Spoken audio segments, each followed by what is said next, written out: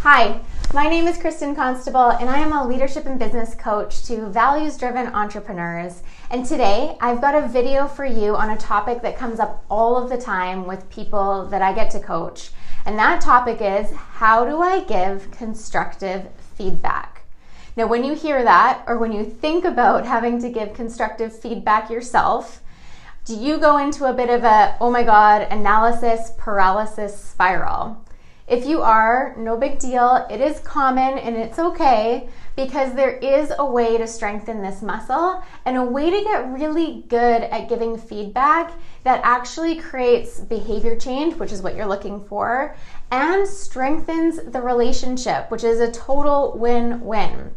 So if you are into that, watch this video. I'm going to share with you how exactly to do that. And if you know anyone else that would benefit from learning about this, make sure to share this video with them. Share the love. All right, so let's dive into this. What does giving effective feedback mean, and how do you do it? Well, I'm not going to give you a 7-step process here on exactly what to do and what to say, because let's face it, when we get feedback and from a place that sounds super scripted, it does not feel good. It's inauthentic and it comes across as super canned. So instead of giving you a 7-step process or a script to follow, what I want to share with you is one distinction and one model that will really help you in giving feedback in a way that'll feel authentic for you and that will really land and create conversation and dialogue that will strengthen the relationship. Okay, so let's get into this. So the model that I want to share with you is called Radical Candor. Now, Radical Candor was developed by a woman named Kim Scott, and she actually has a book and some videos on this whole process. So if you want to learn more about this and do a deeper dive, there's some great resources that I'll put in the notes to support you there. But what I want to do in this video is just break down the basic premise of this model called Radical Candor. So this model looks at basically 2 elements: giving feedback which challenges the person directly, so head on, and giving feedback that is highly caring, so comes from a place of care. Now, when you're able to find the sweet spot between those 2 pieces, being really direct and giving feedback with a high level of care, you fall into this quadrant, in this 4-quadrant model that's called Radical Candor. And this is an amazing place to be, because when you're communicating from a place of radical candor, there's no confusion about what you're saying or what the feedback really is. It's very direct and clear, but it comes from that place of care. So the person can understand and take in the feedback, and they don't get sent into this fight, flight, or freeze response that often happens with feedback because they feel attacked. So when you're giving feedback with radical candor, it's from a high level of care and also really direct feedback. Now, what gets in the way for most people around being able to communicate with radical candor? Because it seems simple and it's like, okay, I can do that. But what gets in the way for most people is the idea that they're actually going to end up in a different box in that quadrant. It's called the obnoxious aggression box. Now, this obnoxious aggression box is also known as the asshole box. And this is what a lot of people fear when giving feedback, is they don't want to hurt someone's feelings. They don't want to give feedback to someone that's going to make them look bad or them look like a jerk or whatever might be the narrative or story around feedback for you.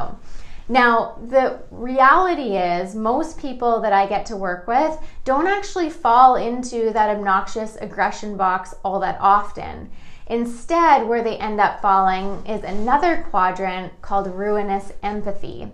Now, in ruinous empathy, this is where we care so much about how we look, how it's going to land, how the other person's going to feel, that we don't challenge directly enough.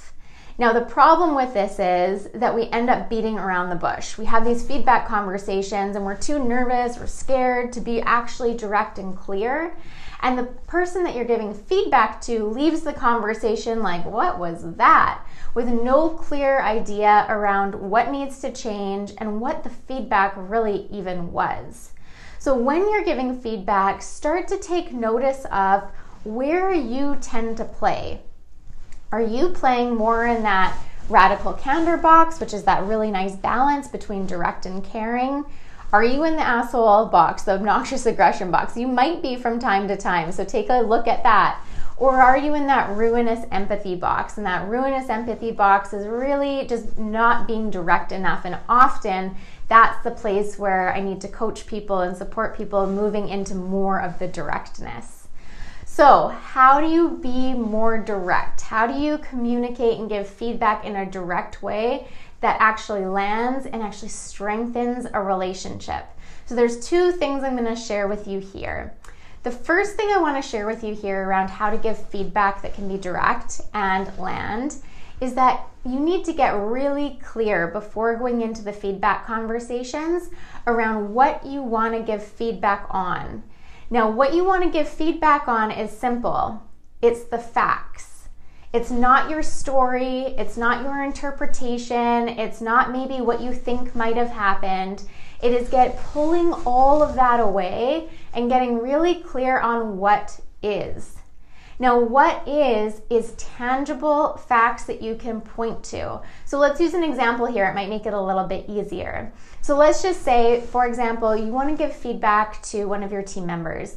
You've noticed that their quality of work, you believe that their quality of work has been kind of going downhill over the last couple months. And you're starting to think that it might be because you've let this person now work from home. So you're not able to be there as often, give feedback as often, and you're starting to wonder whether it's the working from home piece. Well, when you give feedback from a place of facts, you want to look at really what is. Even your opinion on their work going downhill is a bit of a perception. It's your perception, your opinion. You want to look for tangible examples that you can point to say this is, the case. So maybe they've done presentations for the last couple months, and in those presentations, in the slide decks, there's been some, grammar errors or spelling mistakes. Those are perfect observations that you can share, perfect pieces of feedback that you can point to give feedback on, and then have a conversation about what that really means. So that leads us to the second piece that I want to draw your attention to here around what kind of feedback to give.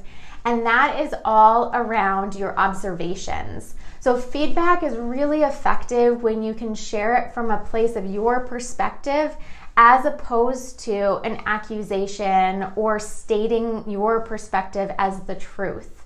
So sharing a piece of feedback from, my perspective or what I've noticed is X is a really powerful way to share observations and feedback without making conclusions or jumping to conclusions. All right, so just to recap, we've got radical candor, so communicating with radical candor. We have separating out story from fact. Then we have stating the feedback from a place of your perspective and observations. And then the final point that I want to make here, which is really, really important, is the point that feedback conversations are exactly that, conversations. They're not monologues. And what I've experienced some people doing when they go into feedback conversations is turning it into a monologue or a download where they start sharing everything and anything under the sun for minutes before giving the person that they're giving feedback to an opportunity to share their perspective. Now, the faster you can get into dialogue when giving feedback, the better. Because what that's going to allow is for you to get in that person's world, for them to feel like they've been seen, heard, and understood. And that can be one of the most important pieces when it comes to strengthening a relationship through giving constructive feedback. These conversations aren't always going to be comfortable, but if done in a way where both of you feel like you've been seen, heard, and understood, they will strengthen the relationship and move it forward in the direction that you're hoping to move it forward in. So my invitation to you here is to take on these feedback conversations. Don't shy away from them. Having effective feedback conversations is just like building a muscle. It's just like any other skill. So the more often that you do it, the more effective that you'll get.